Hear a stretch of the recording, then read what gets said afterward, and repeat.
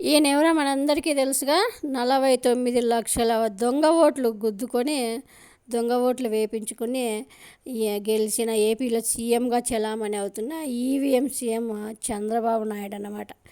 ఈయన ఇప్పుడు అసలు తిరుపతి వెంకటరామ స్వామి, తిరుపతి లడ్డు అంటేనే మనం అది కొంచెం దొరికినా చాలు మనం ఎంత పవిత్రంగా మనం తింటామో మనందరికీ తెలుసు. అలాంటి లడ్డు మీద, తిరుపతి లడ్డు మీద నీచమైన నీచమైన నీచమైన మాటలు మాట్లాడుతున్నారు. మరి ఈయనకి ఎలాంటి చావు ఇస్తాడో మరి దేవుడు చూడాలి. ఎందుకంటే తిరుపతి లడ్డు పైన అసలు ప్రసాదం దొరికితే చాలు ఎంతో పవిత్రంగా భావించే మనము ఈరోజు ఆయన మరి ఒక హిందూ అయ్యి ఉండి ఎంత చండాలంగా మాట్లాడుతున్నారంటే, ఆయన హెరిటేజ్ నెయ్యి కోసము తిరుపతి లడ్డులో తిరుపతి లడ్డుకి తయారు చేయడానికి ఉపయోగిస్తున్న నెయ్యి మీద చండాలమైన నీచమైన మాటలు మాట్లాడుతున్నారు ఈయన.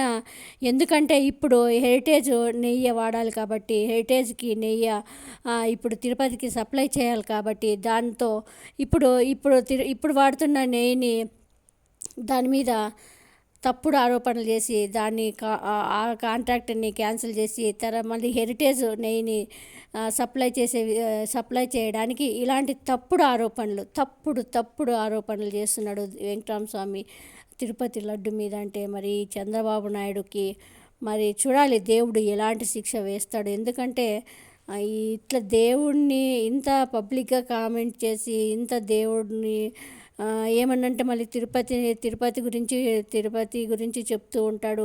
కానీ ఎంత కక్ష పెట్టుకున్నాడో మనం ఈ మాటల్లోనే తెలుస్తూ ఉంది.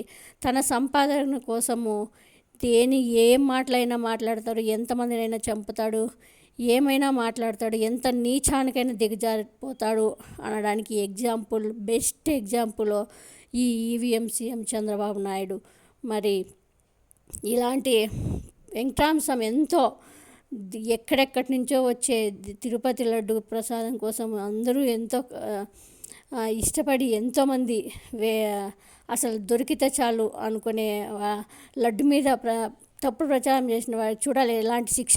తిరుమల లడ్డు కూడా నాసి రకం. నాకైతే ఆశ్చర్యం వేస్తుంది. ఎన్ని కంప్లైంట్ చేసినా కడాన వెంకటేశ్వర స్వామి పవిత్రతను దెబ్బతీశారు. ఎన్నోసార్లు చెప్పాం. అక్కడ ఎంత దుర్మార్గంగా ప్రయత్నం చేశారంటే అంత దుర్మార్గంగా ప్రవర్తించారు. కడాన అన్న దానంలో క్వాలిటీ ఆఫ్ ఫుడ్ లేకుండా చేశారు. దేవుని దగ్గర పెట్టే ప్రసాదం అపవిత్రం చేసే విధంగా ఓసారి బాధేస్తుంది. నాసి రకమైన ఇంగ్రీడియంట్సే కాకుండా ఎనిమల్ ఫ్యాట్ కూడా వాడారని, ఏది గీకు బదులు. ఈరోజు స్వచ్ఛమైన గీదెమన్నాం, ప్రక్షాళన చేయమన్నాం. నాణ్యత పెరిగింది, ఇంకా కూడా నాణ్యత పెంచుతాం. అల్టిమేట్గా వెంకటేశ్వర స్వామి మన రాష్ట్రంలో ఉండడం మనందరి అదృష్టం. ప్రపంచం అంతా మన దగ్గరికి వచ్చే పరిస్థితికి వచ్చారు. అలాంటప్పుడు వెంకటేశ్వర స్వామి పవిత్రతను కాపాడుకోవాల్సిన బాధ్యత మనందరి పైన ఉంది.